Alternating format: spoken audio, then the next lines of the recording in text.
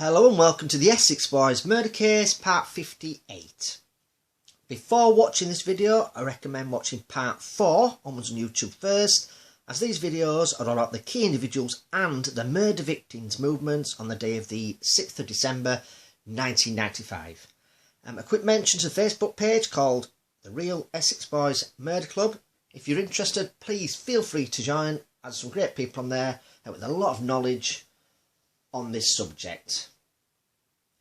So this is part 4 of the 5:03 PM phone call videos. Now in this set of videos I'm looking to the 5:03 PM phone call to Pat Tates mobile to see if it was made on the 5th, the day before the murders, or the 6th, which was on the evening of the murders. Now we don't know who tried to contact Pat Tate, but what we do know is it was made from a phone kiosk close to the Halfway House pub. Now if you've been following my Day of the Murder videos, you will know the Halfway House pub is significant to this case, as according to Darren Nichols' statement, he said the place was a meeting point for Mick Steele and the Essex Boys on the night of the murders. I'll give you a quick recap of what I've covered in the previous 5:03 PM phone call videos. In part 1 and 2 I covered the possibility of if the call was made on the 5th, the day before the murders. I looked into if a recce was done by Mick Steele and the others, and when they got to the pre-chosen murder location being the White House Farm track, Jack received a call, and if it was the call that caught him out and put him in the Retterton area the day before the murders. Now after that call he received on his mobile from his home landline, I looked into the possibility that there was enough time for them to leave the track and get to a phone kiosk close to the Halfway House pub in Brentwood, where the call to Pat Tate's mobile was made, and I proved there was indeed enough time to make that journey from Retterton to the Halfway House pub so Mick Steele could make that call. I also looked at the phone log evidence just after 5:03 PM on the 5th, and there was frantic phone calls being made by Pat Tate, Tony Tucker and Craig Rolfe. So that call could have been made on the 5th. In part 3 I looked into if the call was made on the 6th, the evening of the murders, and discussed the first suspect, who it could have been, who made that call to Pat Tate's mobile.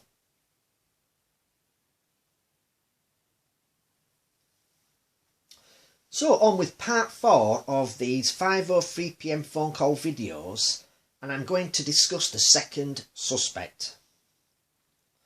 Now if you've been following my Day of the Murder videos, then you will have heard of this next person. I covered him in my Did Darren Nichols Have Prior Knowledge of the Track videos, which were part 25, 26 and 27. If you haven't seen the 3-part videos yet, I do recommend watching them, as they give you a different version of how the Essex Boys met their fate. Now, the name of the next suspect who could have made that 5:03 PM phone call to Pat Tate's mobile is David Trunley. Now, there's a few links between Dave Trunley, Darren Nichols and the others. And the first one is Dave Trunley used to be the owner of the Volkswagen Passat that was apparently used by Jack and Darren Nichols at the murder scene in Retterton that night. Yes, he actually owned the Passat before selling it on to either Jack or Darren Nichols, on whoever's version of ownership you believe between them two. Now, neither Jack or Darren admitted to being the owner of the Passat, and it was never registered at the time. Now, the second link is Dave Trunley and Darren Nichols. They knew each other prior to the murders. Now, to make a bit of extra money, Darren Nichols would pick up Dave Trunley and his friends and drive them to clay pigeon shoots and most probably illegal shoots.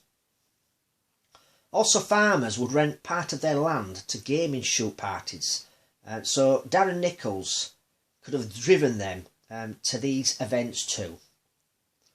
The farmer at White House Farm, Peter Theobald, he did this and would rent land out to gaming parties. Now, Dave Trunley and his friends would often have drinking sessions after they'd finished their shoots. They would ring Darren Nichols to come and pick them up, and when they'd obviously finished, he'd come and pick them up and take them home. So basically, Darren Nichols was a taxi service for Dave Trunley and his friends when they went out on these shoots.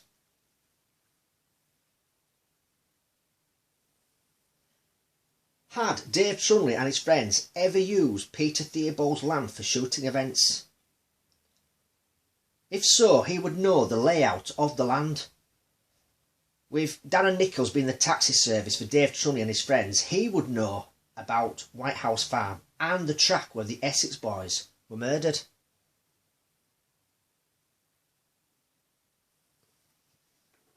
Now, Colin Bridge, who is a friend of Darren Nichols and his general gopher, did say that after the murders, he and Nichols would use the A130 for work purposes.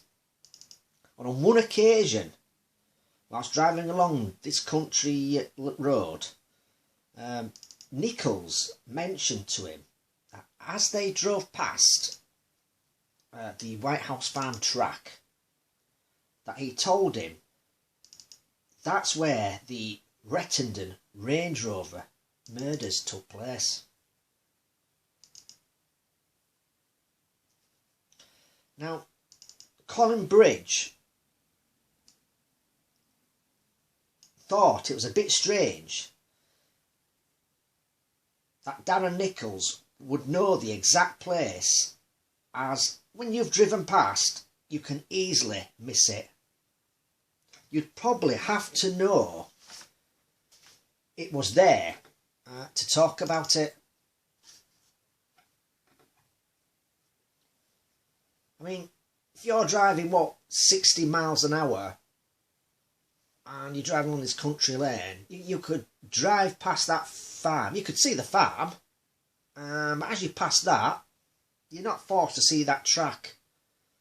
And for Darren Nichols to point that out to Colin Bridge, he thought it was a bit strange. So we'll move on with this video. The third link between Dave Trunley and Darren Nichols and the others is that the preferred weapon to kill Tucker, Tate and Rolfe was a shotgun. What we know is when the Passat was eventually recovered and examined, forensics found gun residue. Now, when tested with the gun residue at the crime scene, they did not match. Also, when Dave Trunley was questioned, he did say he owned shotguns and were used for clay pigeon shooting. I'd just like to mention here that shells for clay pigeon shooting are blue. Blue shells were found at the crime scene. Now, he also admitted to once owning the Passat. Did he say this just in case the Passat was recovered and his fingerprints would be found? So the preferred weapon of the hits was a shotgun. Dave Trunley, under questioning, admits to owning shotguns. Now, he uses plural, so he's saying that he's got access to more than one shotgun. Was he the real shooter that night? And after the executions, put it in the chippy bag Jack had brought with him that Darren Nichols talked about?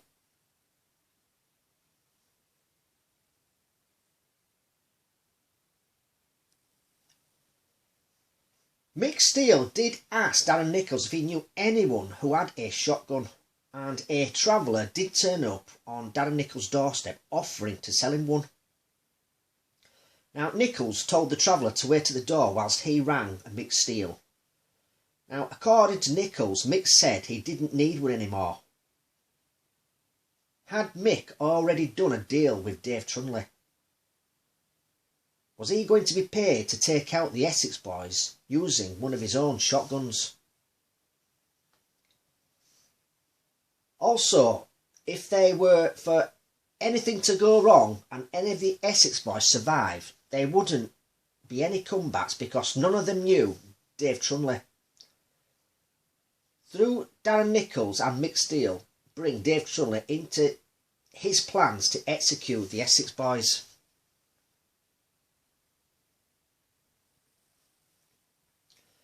And I have said in previous videos that if I'm to believe Darren Nichols' version of events, then someone else was also involved.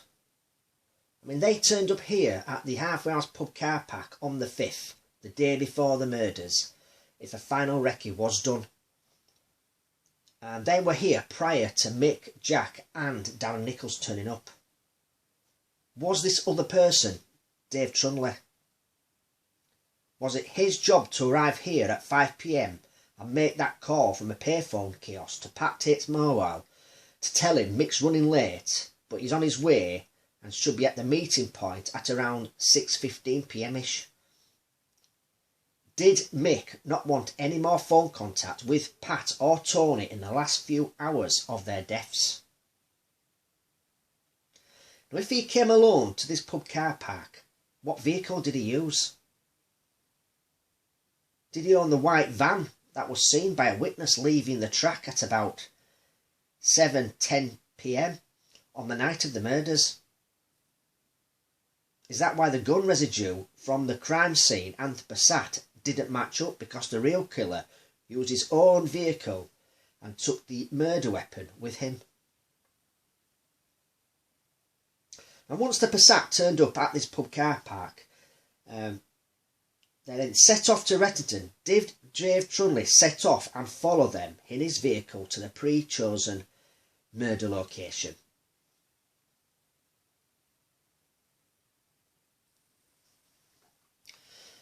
So here we have the farm track entrance just down here, and the journey the Essex Boys would have taken was just down here.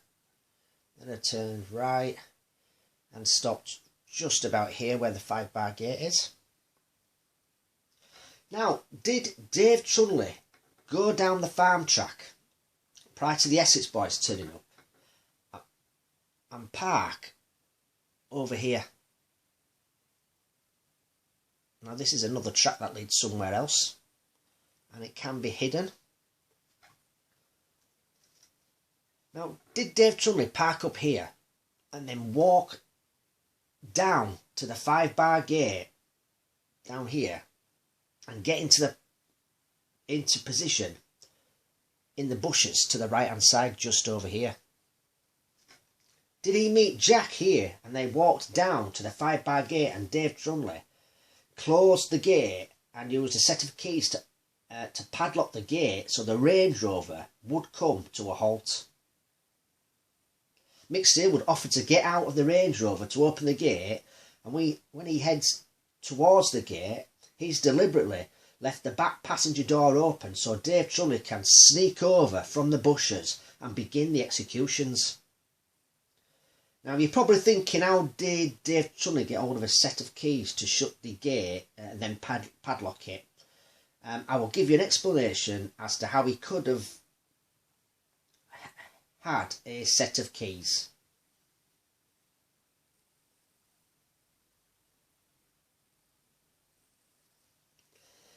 Now, Peter Theobald did rent out his land to fishermen and different fishing parties, and they would have access to his land.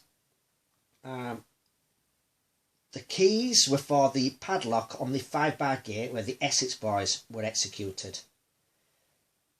Did the shooting parties also have a set of keys for the padlock so they could gain access to Peter Theobald's land? Now, after the murders, Peter Theobald gave the police a book. Now, in that book, it had a list of names of the person who paid for the whole party. Now, he told the police he just asked for the name who was renting his land, and the rest of the party never had to give their details. This was just for payment purposes. I mean, he never asked for their addresses. I am surprised he never asked for their addresses, or even the make and model of the car, including the registration number. Was Dave Trunley's name in that book? Now, as I've just explained, if it wasn't, then one of his friends who would go on these shoots could have put theirs in for payment purposes. Did they have access to the farmer's land with a set of keys to that padlock? Did Dave Trunley make sure the gate was locked prior to the Essex Boys turning up? Personally, I don't think the police looked into that book farmer Peter Theobald produced for them. I mean, these people had access to his land. I mean, they would have been given a set of keys to lock and unlock that padlock at the 5-bar gate. I mean, they would be aware of the layout of the land. I mean, Peter Theobald never wrote down the registrations in his book. But what I want to know is if the police went through the names of these people and checked what vehicle they owned at the time via DVLA and matched it with any vehicles given by witnesses that was in the area at the time of the murders. I mean, my personal opinion is the police should have invested a lot more time into this line of inquiry, but they never did. I mean, they could have looked through the names in that book, looked into what vehicles they owned, which could have been vital to the inquiry. I mean, they could have got him in for question and asked for the other people's names who went on these fishing or shooting parties. I mean, some of them could have had links to Tucker, Tate and Rolfe, or Mick Steele and the others. Okay, so that's it for this particular video, and in part 5 of these 5:03 PM phone call videos, I will look at another suspect who could have made that call to Pat Tates' mobile. Don't forget to subscribe, that way you'll get a notification as soon as my videos are uploaded. Thanks for watching, and until next time, take care.